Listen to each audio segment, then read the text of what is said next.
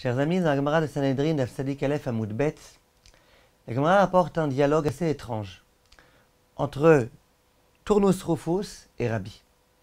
Tournus Rufus interroge Rabbi et il lui dit: dis-moi, à partir de quel moment l'homme est-il investi d'un Yetzer Hara? Est-ce que c'est au moment où le bébé est conçu, au tout début quand il est dans le ventre de sa maman, ou est-ce que c'est au moment où il sort du ventre de sa maman? Rabbi, immédiatement, visiblement avec une certaine intuition, répond. Il dit: j'imagine que depuis le moment où il est conçu, depuis le moment de la procréation, à ce moment-là, il a déjà un Yetzer Hara. Immédiatement, Tournus Rufus lui dit: mais non, c'est impossible ce que tu racontes. Pourquoi?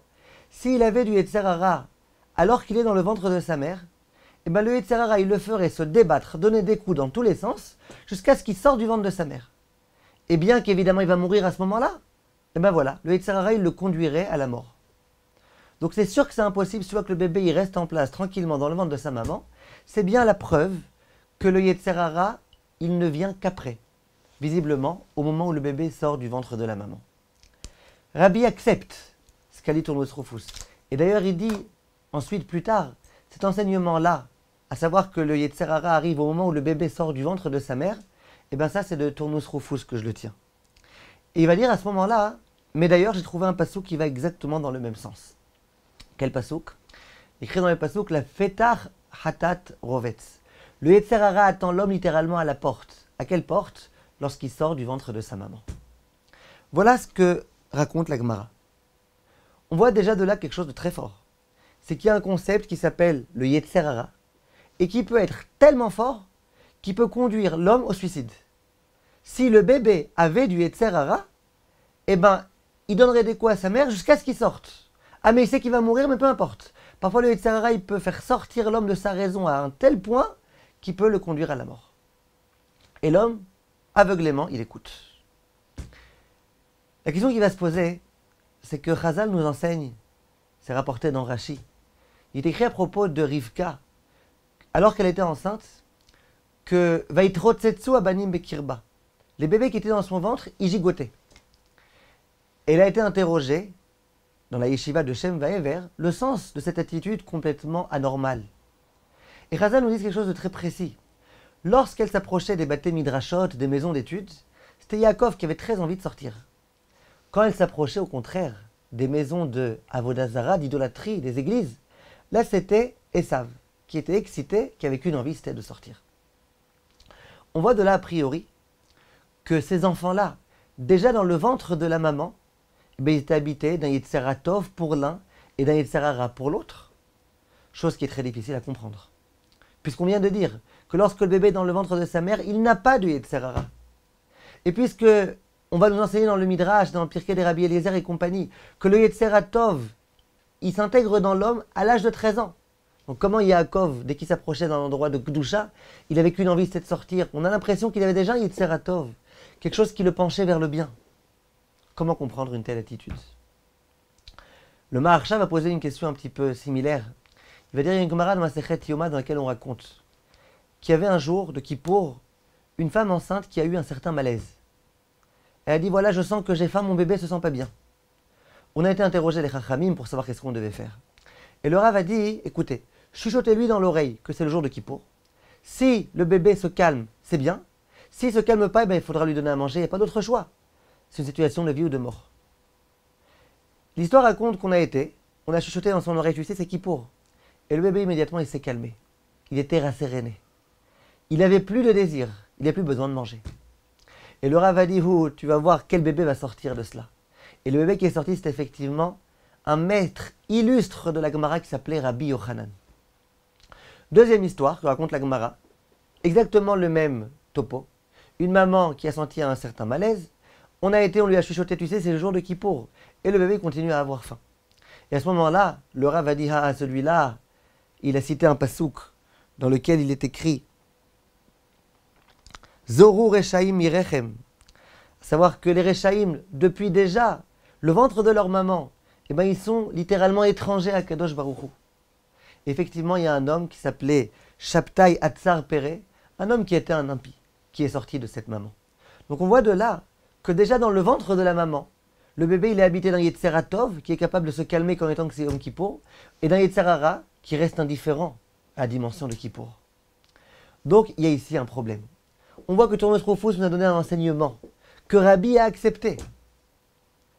Et on voit d'autre part, dans plusieurs cas, y compris dans la paracha de la semaine, Yaakov et Esav, que visiblement, ils n'obéissent pas à la règle. Eux, visiblement, ils ont un Yetzer Tov déjà dans le ventre de la maman, un Yetzer Hara déjà dans le ventre de la maman. Comment comprendre une telle idée? Il y a des commentateurs qui ont effectivement voulu dire que ces bébés-là, ils étaient anormaux. Et c'est d'ailleurs la raison pour laquelle, au moment où Rivka va aller consulter les Chachamim, elle va leur dire, si c'est comme ça, Imken, lama ze anochi. Moi je suis enceinte et tout, pourquoi? Pour avoir un bébé qui déjà dans mon ventre, il a un Yetzer Hara, un bébé tellement anormal. Pourquoi? Alors pourquoi je suis enceinte? Mais le problème de cette explication-là, c'est que si on conçoit qu'effectivement Esav, il avait du Yetzer Hara dans le ventre de sa mère, et c'est ça qui a étonné la maman, alors pourquoi il ne s'est pas débattu jusqu'à ce qu'il sorte et qu'il meure? Ce qui aurait fait de mal à personne. Entre parenthèses. Pourquoi?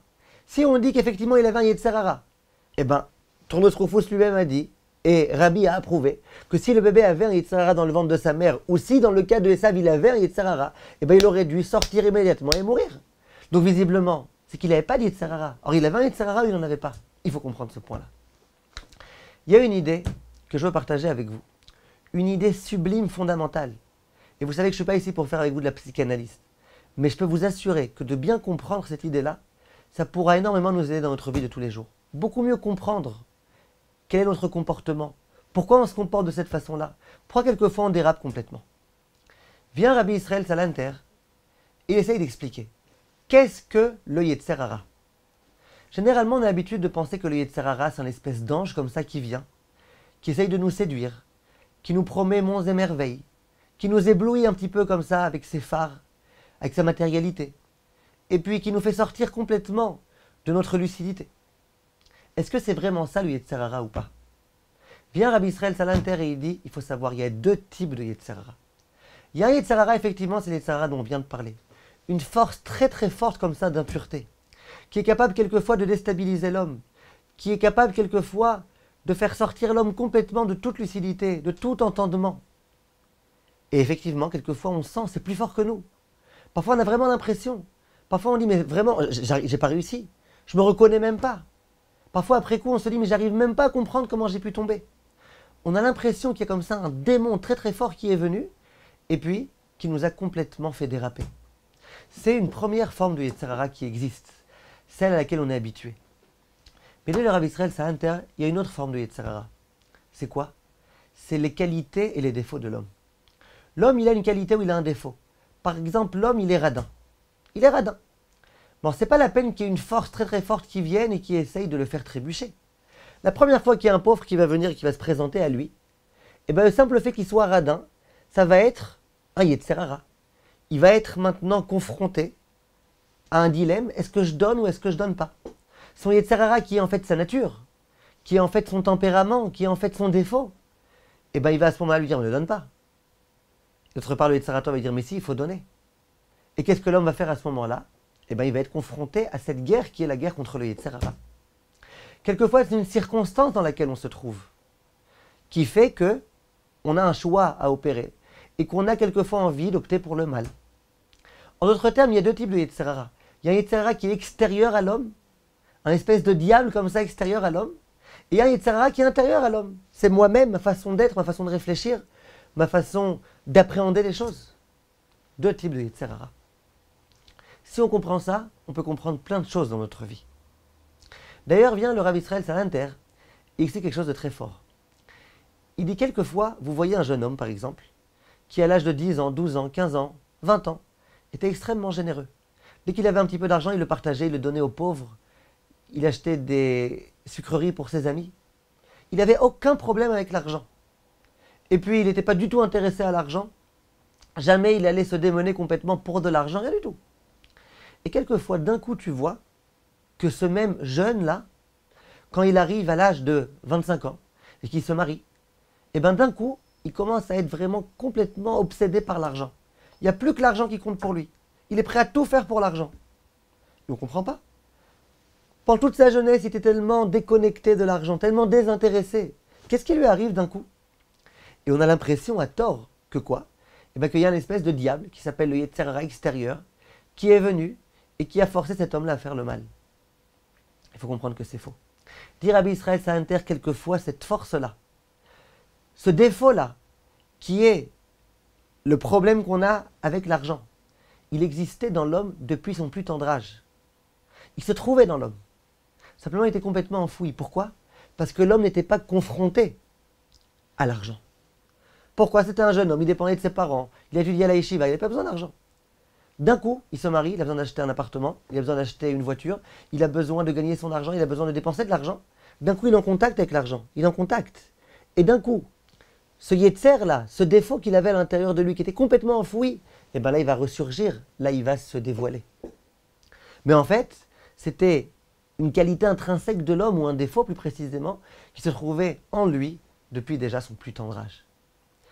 On comprend donc qu'il y a deux types de Yetzer Hara.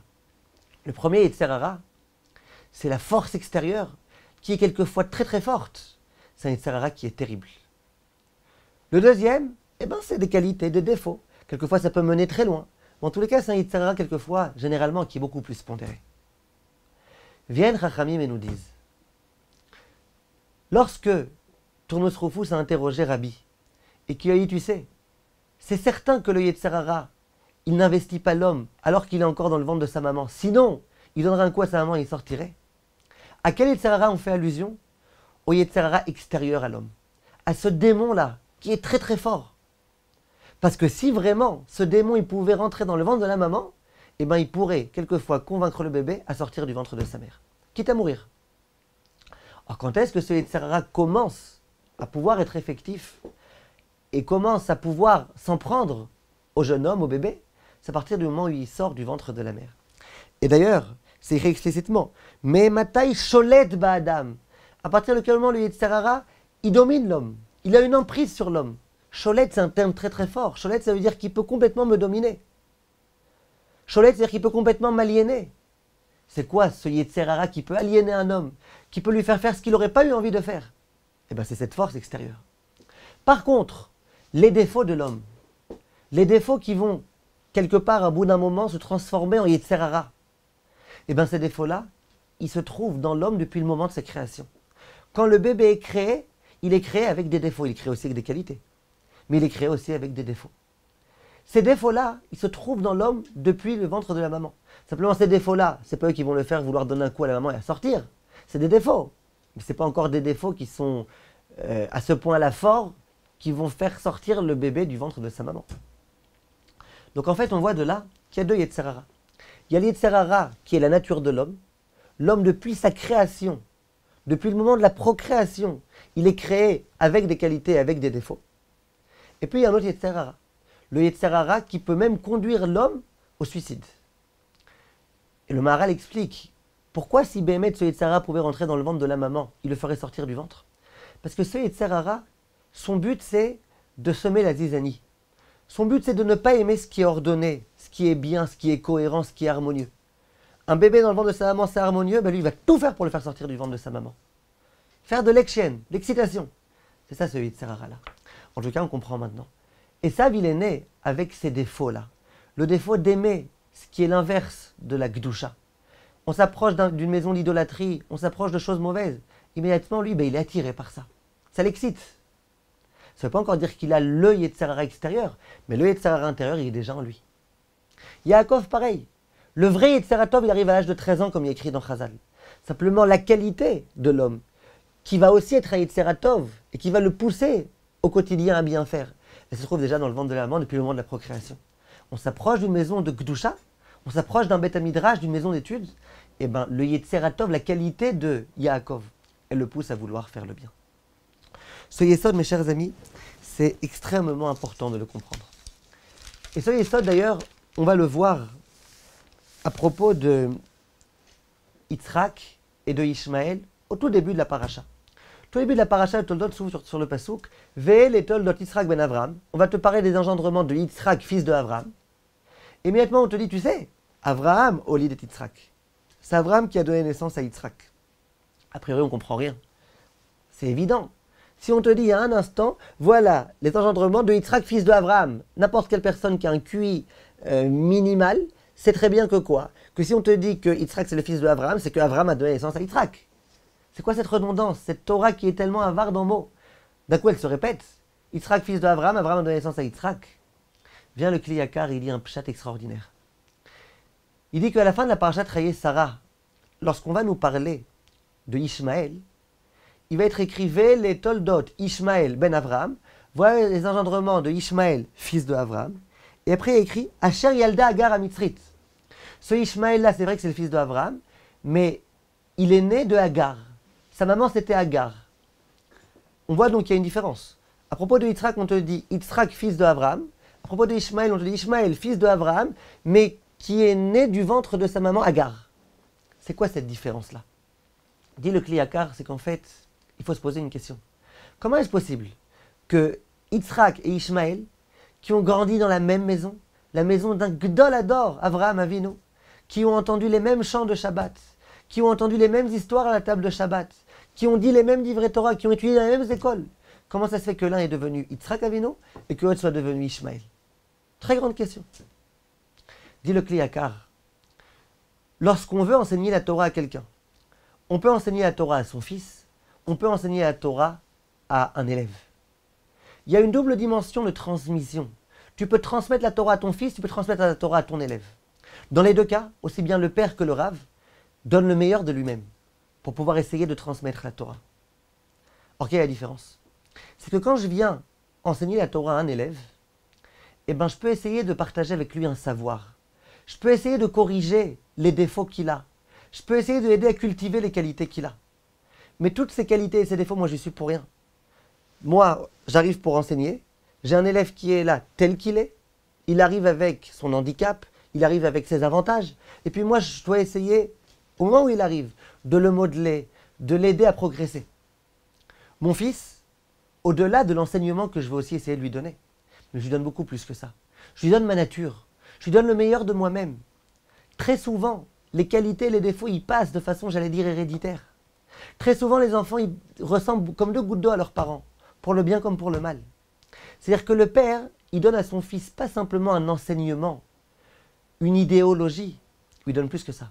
Il lui donne ce qu'il est, il lui donne le meilleur de lui-même. Chazal vont dire que la qualité de la neshama d'un enfant va beaucoup dépendre de l'intention des parents au moment de l'union conjugale, au moment de la procréation. Vous voyez bien, le père, il donne ce qu'il est. La mère, elle donne ce qu'elle est. Mais en quelle est la différence, alors finalement, entre un élève et entre un fils?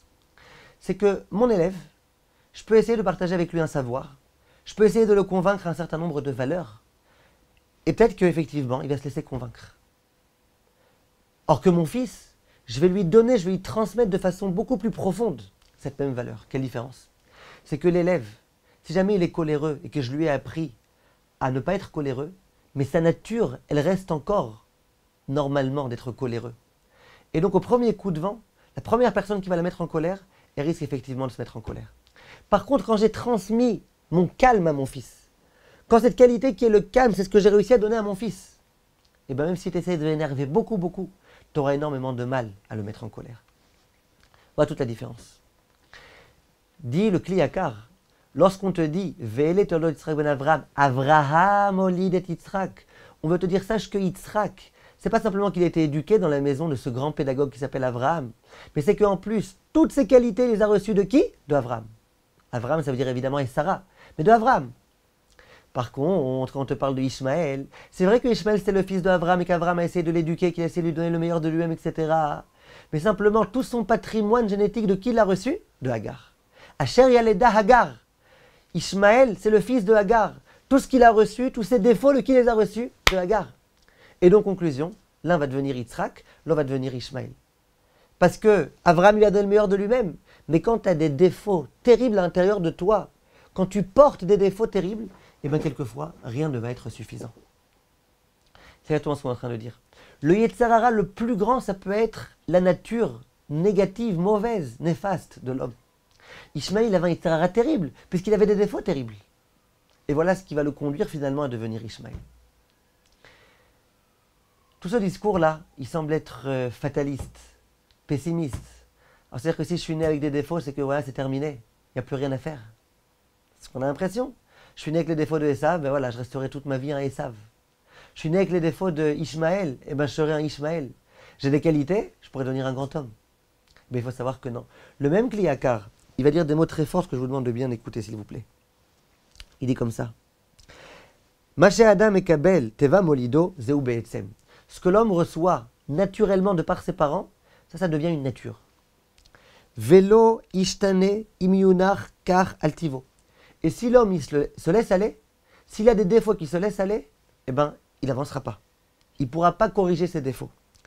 Imlo mitzad rov charitzut veishtadlut vergel yachol avoid eteva sheni. Si l'homme vraiment se bouge, fait des efforts considérables, eh ben c'est là qu'il pourra réussir, Bezrat Hashem, à corriger ses défauts. Voilà ce que Chazal nous enseigne. Donc bien sûr qu'on peut. Et l'homme qui a des défauts, eh ben il est là pour corriger ses défauts. Pour se battre contre ce Yetzirah qui est le Yetzirah auquel il est confronté à cause de ses défauts, de par ses défauts. Et il doit travailler. Vous allez me demander, mais c'est pas juste. Pourquoi il y a des gens qui naissent avec les qualités de Yitzhak, d'autres qui naissent avec les défauts de Ishmaël? Pourquoi il y a des gens qui naissent avec ce bagage-là extraordinaire qui est celui de Yaakov, d'autres qui naissent avec le handicap terrible qui est celui de Esav? C'est pas juste. Tu vois bien, c'est Hachem qui a donné cette nature à Esav déjà dans le ventre de sa mère, mais c'est pas juste. Alors ça, il faut savoir. C'est un secret qui est entre les mains d'Akadosh Baruch Hu. Personne ne pourra vous expliquer pourquoi un tel est né avec telle qualité et tel défaut, un tel avec telle qualité et tel défaut. Chaque homme a été créé avec un rôle. Chaque homme a une mission sur terre. Hachem connaît la mission de tout un chacun. Et il donne à tout un chacun des qualités et des défauts. Pourquoi? Parce que c'est avec cette qualité, avec ce défaut, que l'homme va pouvoir avancer. Donc pourquoi Hachem a donné à tel homme telle mission, à tel homme telle autre mission? Ça aurait été plus simple autrement? Non. Kadosh Baruch Hu, il sait ce qu'il fait. Nous, on ne sait pas. Mais Hachem, il sait ce qu'il fait. Il y a des gens qui naissent avec un handicap terrible. Ce qu'Hachem attend d'eux, ce n'est pas forcément de devenir les Gdoléador. Ce qu'Hachem attend d'eux, c'est de pouvoir réussir à travailler, à se battre contre ces problèmes-là. Voilà ce que Chachamim nous enseigne. S'il en est ainsi, j'aimerais, Bezrat Hachem, qu'on continue, qu'on poursuive notre réflexion. Et qu'on en revienne à notre fameux Esav. Que se passe-t-il avec Esav? Chazal nous enseigne que malgré ses défauts qu'il avait, Esav, jusqu'à sa crise d'adolescence, jusqu'à l'âge de 13 ans, c'était un gentil garçon. Très gentil garçon. Il allait au Talmud Torah, il revenait, il amenait des bonnes notes, parfois des moins bonnes notes. C'est un gentil garçon. À l'âge de 13 ans, il va commencer à faire de la Avodah Zara. Simplement, il va se cacher. Il va faire tout en cachette. Il a encore un petit peu honte. À l'âge de 15 ans, il va faire les 400 coups. Le jour où il a eu 15 ans, en l'honneur de son anniversaire, qu'est-ce qu'il va faire? Chazal nous dit, il va commettre un assassinat, il va tuer Nimrod. Ce jour-là, il va avoir une relation interdite, un viol, avec une jeune fille qui était fiancée. Ce jour-là, il va renier complètement l'existence d'Akadosh Baruch Hu. Et on nous dit, ce jour-là, qu'est-ce qu'il va faire en plus? Eh bien, il va être mévasé et abechora. Il va mépriser le droit d'aînesse. Ce jour-là, il va vendre à son frère le droit d'aînesse pour un petit plat de lentilles. Ce jour-là, ce faisant, il va être mévasé le droit d'aînesse. Il va mépriser le droit d'aînesse. Ce qui est extrêmement surprenant, c'est que la Torah écrite, pas orale, tout ce que je vous dis maintenant c'est la Torah orale, toutes ces fautes qu'il a commises ce jour-là. La Torah écrite, elle ne fait pas mention de l'assassinat, elle ne fait pas mention du viol, rien du tout. Elle fait mention d'une chose, Vaïvez Esav et Abechora, du fait que Esav a méprisé le droit d'aînesse. On a l'impression que c'est la faute la plus grave, mais pas du tout. Un assassinat c'est 1000 fois plus grave, un viol c'est 1000 fois plus grave. De tout ça on ne parle pas. On te parle de Vaïvez, Esav et Abechora, du fait que Esav a méprisé la Bechora. La Bechora, c'est une dimension spirituelle. La Bechora, c'est la possibilité d'amener les corbanotes, d'amener les sacrifices. Comment ça se fait? Dit le Rav Yecheskel Evinstein une idée très forte. Il dit plein de fois, on voit dans la Torah, que la Torah, elle ne s'attarde pas à nous relater tous les faits qui se sont produits dans l'existence de l'homme. La Torah ne s'intéresse pas de me dire il a violé, et puis il a tué, et il a ceci, il a cela. La Torah ne s'intéresse pas. Plein de fois, la Torah, au lieu de nous parler des faits, au lieu de nous parler des répercussions du défaut de l'homme, elle préfère nous parler du défaut. Ce qu'on appelle le shoresh. L'homme, il a à l'intérieur de lui quelquefois un shoresh, une racine positive qui le conduit à faire des bonnes choses, une racine négative qui le conduit à faire des choses terribles.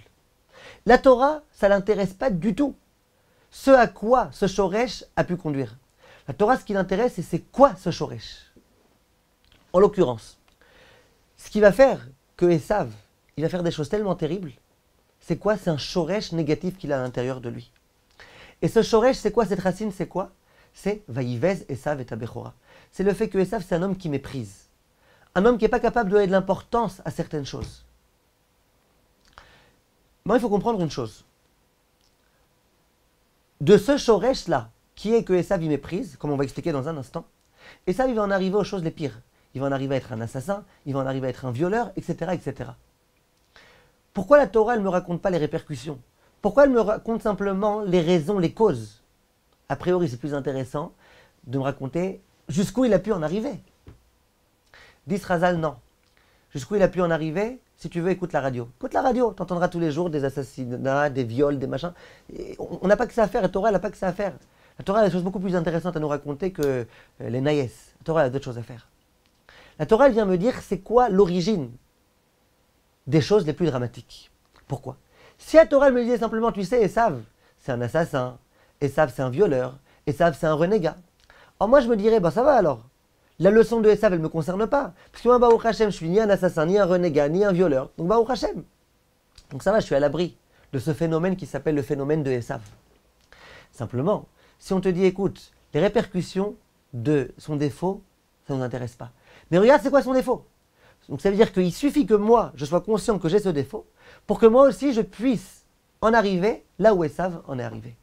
C'est-à-dire que si je sais que moi, je suis porteur du défaut de Esav, je risque tôt ou tard de devenir moi aussi un Esav. Et ça concerne tout un chacun. Et c'est pour ça que la Torah nous parle de ça. Or, c'était quoi le shoresh de Esav? On a fait tout un cours il y a quelques années sur Torah Academy, d'ailleurs il se trouve, dans lequel on a expliqué que l'un des défauts d'Esav, c'était la batala. C'est le fait que c'est un homme qui est oisif, un homme qui perd son temps, un homme qui fait rien de sa vie. Ce cours, il a beaucoup plu à certaines personnes. Il y a un homme qui est venu me voir dans mon bureau. Je lui ai dit, d'où tu me connais? Il m'a dit, je vous connais du cours sur l'oisiveté de Parashat Toldot. Il est venu et il a pleuré. Il m'a dit, je sens que mon problème à moi, c'est justement ce dont vous parlez dans le cours. Et grâce à votre cours, j'ai compris plein de choses. Mais aujourd'hui, j'aimerais, Bezrat Hashem, répondre, expliquer le défaut de Esav sous un autre angle. Cet angle-là, c'est le Rav Aaron Kotler qui le dit. Il dit, le grand défaut de Esav, c'était quoi? À part la batala, c'était quoi? Le grand défaut de Esav, c'était le mépris. Esav, c'est un homme qui méprit. Ça veut dire quoi, Vaïvez Esav et Tabechora? Esav dit à son frère, regarde, j'ai très faim, je suis sur le point de mourir, donc ça va, elle me sert à quoi maintenant, cette Bechora, ce droit d'aînesse, il me sert à quoi? Il me sert à rien du tout. Chazal nous dit, qu'est-ce qu'il a voulu dire quand il a dit, je suis en train de mourir? Il a dit à son frère, regarde, écoute-moi bien. C'est quoi la Bechora? C'est de voir plus tard amener les corbanotes. Mais attention, quand on amène les corbanotes, il y a une très lourde responsabilité qui pèse sur notre dos.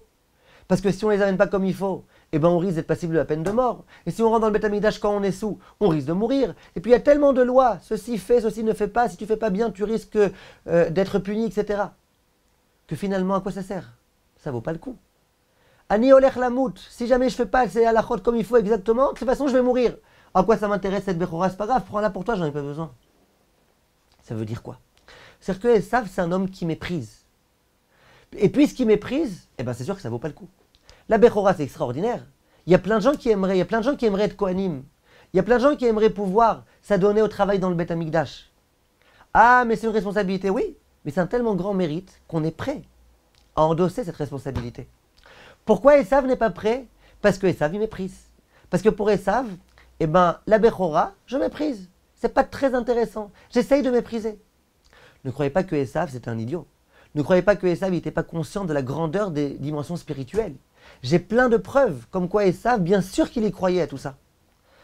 Alors comment ça se fait s'il y croyait, qu'il était prêt à renoncer tellement facilement? Parce qu'il méprise. Esav, c'est un homme qui méprise. Enfin, vous avez des gens qui sont très sérieux, qui connaissent plein de choses en Torah, mais ils décident de mépriser, et puis ils peuvent arriver au pire. Ils peuvent prendre un gdol ador, décider maintenant je le méprise, et puis c'est terminé. Ils méprisent. Ils y croient, mais ils méprisent. Si je viens voir quelqu'un, et que je lui dis, tu sais, tu peux aller maintenant à tel endroit, tu en as pour 15 heures de route, mais quand tu arrives là-bas, tu gagnes 15 millions. C'est quoi même 1 million? Qui est-ce qui n'irait pas? Tout le monde irait. Ah mais 15 heures de route, maintenant on est fatigué? D'accord, mais 15 millions, baba, 15 millions. Si tu es conscient de la grandeur d'une valeur, tu es prêt à t'investir pour cette valeur, autant qu'il faudra. C'est vrai que tu cours un risque quand tu commences à travailler dans la Avodat et Korbanot, c'est vrai, mais ça vaut le coup, à moins que tu méprises. Si tu méprises, eh bien évidemment, ça ne vaut pas le coup. Et qu'est-ce qui se passe effectivement avec Esav? Esav, c'est un homme qui méprise. Ah, Esav méprise. Oh, maintenant on peut tout comprendre. Écoutez bien. Esav, il est né avec ces défauts-là. C'est vrai, il avait des défauts. Des défauts qui, puisqu'ils n'ont pas été gérés, ils n'ont pas été canalisés, mais qu'est-ce qui va se passer avec ces défauts? Ça va le conduire aux avérotes les pires, c'est sûr. Quand on a des défauts et qu'on n'essaye pas de les calmer un petit peu, eh bien on peut en arriver au pire. Il faut les neutraliser, il faut quelquefois les calmer un petit peu, les assagir. Quand on ne le fait pas, on peut en arriver au pire. Maintenant, Esav, il est conscient qu'il a des défauts. Esav, il est conscient qu'il est attiré vers le mal, il le sait. Pourquoi il n'essaye pas de s'en sortir? Pourquoi il n'essaye pas de faire des efforts? Pourquoi il n'essaye pas de se battre contre ses défauts? Pourquoi? Vous savez pourquoi? Parce que Esav, c'est un homme qui méprise. Esav dit, c'est vrai que j'ai des défauts, c'est pas grave. Allez, on s'en fout. C'est la même chose. Défaut, qualité, c'est la même chose. Puisqu'il méprise, il n'est pas prêt à faire des efforts. S'il ne méprisait pas, qu'il était conscient, j'ai des défauts, je suis loin de Hachem, il faut que je me rapproche de lui, ça va me coûter des efforts, je suis prêt à les faire. Parce que je suis conscient de l'importance d'être un bon juif. Mais il aurait pu avancer. Il aurait pu progresser. Simplement quoi? Esav, c'est un homme qui méprise. Et quand on méprise, on ne peut rien faire. On peut avoir des défauts et réussir à les corriger, comme le Kliakar nous le disait. Ma condition, c'est qu'on ne méprise pas, qu'on comprenne qu'on est venu sur Terre en ayant un rôle très important à jouer et qu'il faut qu'on fasse notre maximum pour jouer ce rôle. Et qu'il faut faire des efforts pour jouer ce rôle. Mais si on n'est rien prêt à faire, ensuite on ne s'étonnera pas que les défauts prennent le dessus et qu'ils réussissent à nous faire complètement chuter et trébucher de façon tellement grande. C'est ce qui s'est passé avec Esav. Je vais vous dire plus que ça. Le Hen Yaakov me dit quelque chose de très joli. Il dit, Esav, quand il était dans le ventre de sa maman, on sait que dans le ventre de la maman, la Gemara dans Nida nous dit que le bébé étudie toute la Torah avec un ange. C'est-à-dire que tout le temps où le bébé est dans le ventre de sa maman, il y a un ange qui lui enseigne la Torah. Maintenant, on a un autre principe. C'est que la Torah, c'est l'antidote du Yetzer Hara. Quand on étudie la Torah, le Yetzer Hara n'a pas d'emprise sur nous. Comment ça se fait que lorsque Esav était dans le ventre de sa maman, alors que l'ange est en train de lui enseigner la Torah, que malgré tout, quand sa maman passait près de l'église, que lui était en train de s'exciter? Même si tu me dis que le Yetzer Hara qu'il avait, c'est le Yetzer Hara des défauts. Mais c'est quand même un Yetzer Hara. La Torah, elle aurait dû réussir à le calmer un petit peu. Comment ça se fait? Comment ça se fait que dans le ventre de sa maman, alors qu'il est en train d'étudier la Torah, quand sa mère, elle passe près d'une église, il est tout excité, tout fou comme ça, tout en train de se remuer? Comment ça se fait? Dit le Hen Yaakov quelque chose de très joli et de très rigolo. Il dit, Esav, dans le ventre de sa maman, quand l'ange est venu lui dire, viens, on va étudier la Torah ensemble, il dit, ah non, moi je veux pas. Non, moi je veux pas. Ça m'intéresse pas. La Torah, pourquoi? Moi, ça m'intéresse pas. C'est-à-dire que ce défaut-là de Vaïvez Esav, que Esav c'est un homme qui méprise, et bien déjà dans le ventre de sa mère, cette façon-là qui fonctionnait. Et plus tard, il va fonctionner comme ça. Et c'est pour ça qu'il va tomber, et c'est pour ça qu'il va déraper, et c'est pour ça qu'il va en arriver au pire. Tout un chacun doit savoir. On a un Yetzer Hara très fort qui est le Yetzer Hara des Midot. Si je suis radin, si je suis coléreux, si je suis ceci ou cela, eh bien, effectivement, c'est un Yetzer Hara. Et quelquefois, c'est même pas la peine de m'envoyer un Yetzer Hara extérieur pour me faire trébucher, puisque ce Yetzer Hara en soi, il me fait déjà trébucher largement. C'est vrai. Simplement, quand on est conscient du fait qu'on a des défauts, on est conscient du fait qu'on a des qualités, eh bien, on va essayer, Bezrat Hashem, de se fatiguer, de se donner la peine de pouvoir corriger tout ça, de pouvoir avancer dans ces domaines-là. Et celui qui se donne de la peine, eh bien, Hachem l'aidera. Ça ne fait aucun doute. Hachem aide l'homme qui se donne de la peine. Abba leitaer mesaye noto. Celui qui vient faire des efforts, Hachem est là et il le conduit et il l'accompagne et il l'aide à progresser. Eh bien, ça, c'est ce qu'il faut savoir. Quand vous voyez, mes chers amis, que vous avez quelques défauts, eh bien, au Hachem, vous avez aussi plein de qualités. Ne commencez pas à vous dire, ben voilà, avec ces défauts, j'arriverai jamais à rien du tout. C'est pas vrai. Hachem, ce qu'il attend de notre part, c'est qu'on essaye un petit peu de dépasser tout ça. Qu'on essaye de travailler sur nous-mêmes. Et dans la mesure où on essaye de travailler, on se donne de la peine, eh bien on peut devenir des gens gigantesques. Plusieurs fois, on me pose la question. Il y a un jeune homme qui veut se marier avec une jeune fille. Simplement, il sait que cette jeune fille, ses parents, ils sont complètement anti-religieux. Et il sait donc très bien qu'au moment où cette fille a été conçue, qu'elle a été procréée, que les parents n'observaient pas du tout les lois de la pureté familiale. Et donc cette fille-là qu'on me présente, eh ben, c'est une fille de Nida. Je peux me marier avec elle ou pas? Il faut savoir que, ilchatiquement parlant, il n'y a aucune interdiction de se marier avec la fille Nida.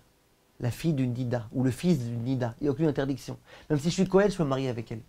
Simplement, pourquoi c'est un petit peu déconseillé? Parce qu'il y a écrit que cette fille-là, ou ce garçon-là, ils sont pagoum. Pagoum, ça veut dire quoi? Ils sont porteurs d'un défaut. Très bien. Quel défaut?